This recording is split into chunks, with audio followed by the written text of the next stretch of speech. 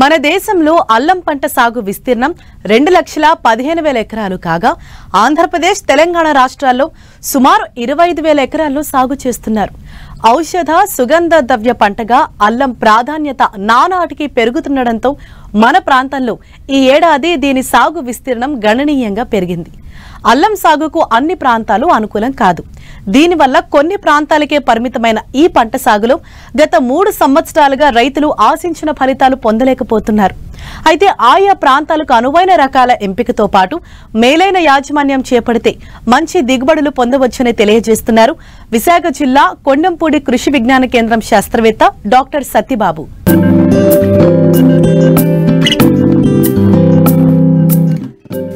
అల్లం మన ప్రాంతంలో సుగంధ ద్రవ్యపు పంట. ఏజెన్సీ ప్రాంతాల్లో అధికంగా సాగులో ఉన్న ఈ పంట అందరి దృష్టిని ఆకర్షించింది మాత్రం 3-4 ఏళ్ల నుండే. సాగులో అందివచ్చిన సాంకేతిక పరిజ్ఞానంతో ఈ పంట సాగులో అధిక దిగుబడుల సాధనకు మార్గం సుగమం అవడంతో పాటు గత 3 ఏళ్లుగా మంచి మార్కెట్ ధర లభించడంతో రైతులు సాగులో ఉత్సాహంగా ముందడుగు వేస్తున్నారు. అయితే అల్లం సాగుకు అన్ని ప్రాంతాలు అనుకూలం కావు. తేమతో కూడిన వేడి వాతావరణం అల్లం సాగుకు అత్యంత అనుకూలం. పాక్షికంగా నీడ ఉన్న ప్రాంతంలో కూడా అల్లం పెరుగుదల ఆశాజనకంగా ఉంటుంది.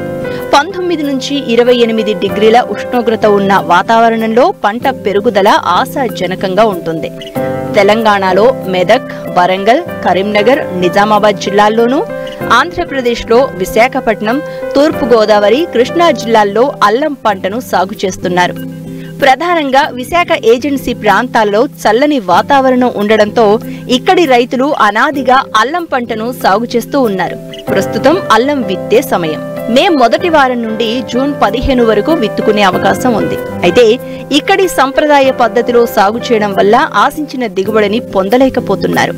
అధిక దిగుబడిని సాధించాలంటే రకాల ఎంపికతో పాటు ప్రోట్రే విధానంలో పెంచిన నారును నాటుకుని మేలైన యాజమాన్య పద్ధతులు పాటించినట్లయితే అధిక దిగుబడిని పొందవచ్చని తెలియజేస్తున్నారు విశాఖ జిల్లా కొండెంపూడి కృషి విజ్ఞాన కేంద్రం శాస్త్రవేత్త డాక్టర్ సత్యబాబు.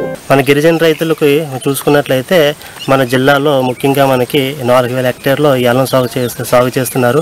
అయితే ఈ అల్లం సాగు చేసేటప్పుడు రైతులు సరైన సమయంలో విత్తనం సరిగా ఎంచుకోలేకపోవడం, ప్లస్ వాటి యాజమాన్య పద్ధతి పాటించుకోలేకపోవడం వల్ల మనకి రైతులకు ఎక్కువగా నష్టం జరుగుతుంది. కాబట్టి ఈ ఏజెన్సీ ప్రాంతానికి అనువైన రకాలు చూసుకున్నట్లయితే మనకి అల్లంలో అధిక దిగుబడి ఇచ్చే రకాలైన నడియా, సూపర్బా, ఈ 2 రకాలు కూడా చాలా అధిక దిగుబడి ఇచ్చే రకాలు మరియు ఈ ప్రాంతానికి అనుకూలము. అలాగే మనకి 2 సాగు పద్ధతులు ఉన్నాయి ఈ అల్లంలోని. మొదటి ఏంటంటే సాంప్రదాయ పద్ధతిలో పండించుకుంటే ఈ ఎకరానికి మనకి ఇంచుమించుగా 800 నుంచి 1000 కేజీలు విత్తనం ఒక ఎకరాకి పడుతుంది. అదే మనకి ట్రెడిషనల్ పద్ధతులు అంటే ఆధునికమైన టెక్నాలజీ ద్వారా ఈ పోట్రీ ద్వారా మొక్కలు పెంచుకుని వేసుకున్నట్లయితే ఇంచుమించుగా మనకి 350 నుంచి 400 కేజీలు విత్తనం సరిపోతుంది. కాబట్టి రైతు సోదరులు ముఖ్యంగా అల్లంకి వచ్చేసరికి కాస్ట్ ఆఫ్ కల్టివేషన్ అంటే చాలా ఎక్కువ. కాబట్టి రైతు సోదరులు ఖచ్చితంగా ఈ సాంప్రదాయ పద్ధతి అయినటువంటి పోట్రీ టెక్నాలజీ వాడుకోవాలి. ఈ పోట్రీ టెక్నాలజీ వాడుకోవడం ఏంటంటే మే నెలలో మనం చూసుకున్నట్లయితే మరియు జూన్ నెలలో చూసుకున్నట్లయితే ముందుగా మనకి వర్మి కంపోస్ట్, కోకోపీట్ అనే మిశ్రమాన్ని మనం తయారు చేసుకోవాలి. దాన్ని వర్మి కంపోస్ట్ 2 మోతాదులోని ప్లస్ కోకోపీట్ 1 మోతాదు. దాంట్లో ఈ దుంపకులు తెగులు రాకుండా ట్రైకోడర్మా విరిడి అనే కల్చర్ని 2 కేజీలు 100 కేజీలు వర్మి కంపోస్ట్ కలుపుకొని మిశ్రమం తయారు చేసుకోవాలి. అలా తయారు చేసిన మిశ్రమాన్ని మనకి పోట్రేస్లో నింపుకొని తర్వాత మొక్కలని ఈ అల్లము ఏదైతే నడియా కానీ సూపర్బా కానీ సెలెక్ట్ చేసుకుంటామో ఆ మొక్కలను మనం ఏం చేయాలంటే సింగిల్ నోడ్ టెక్నాలజీ కాబట్టి నోడు ఉండేటట్టు కట్ చేసుకొని అలా కట్ చేసిన మొక్కలను వెంటనే మనకి ట్రైకోడర్మా విరిడిని ముందుగానే 10 గ్రాములు 1 లీటర్ కలిపి ఒక ద్రావణం తయారు చేసుకోవాలి. ఆ ద్రావణంలోని ఈ ఒంటికన్నును కట్ చేసిన అల్లం మొక్కలను వెంటనే అందులో ముంచి కనీసం 30 నిమిషాల పాటు వాటిని నానబెట్టి వాటిని మళ్ళీ తీసి ఆరబెట్టుకోవాలి. అలా ఆరబెట్టిన మొక్కలను మనం ఈ పోట్రేస్లోని కన్ను పైకి ఉండేటట్టు ఆ మొక్కలు పెంచుకోవాలి. అలా కన్ను పైకి ఉంచేటట్టు పెంచుకోవడం వల్ల ఏమవుతుందంటే మనకి 30 నుంచి 35 రోజులకి ఈ అల్లం మొక్కలు దుంపకులు తెగులు రాకుండా ఆరోగ్యవంతంగా పెరుగుతాయి. ఇలా పెరగడం వల్ల ఏమవుతుందంటే ఈ 35 రోజుల తర్వాత ఈ నార్మల్ని మనకి మే ఎండింగ్ కానీ జూన్ ఫస్ట్ వీక్ కానీ మనకి 50 ఇంటూ అంటే వరుసకి మధ్య దూరంలో 50, మొక్కకి మధ్య దూరం అంటే 20 సెంటీమీటర్ దూరంలో నాటుకుంటే మనకి ఎకరాకి 20,000 మొక్కలు పడతాయి కాబట్టి ఈ మొక్కలు మనకి ఎకరాకు సరిపోతాయి.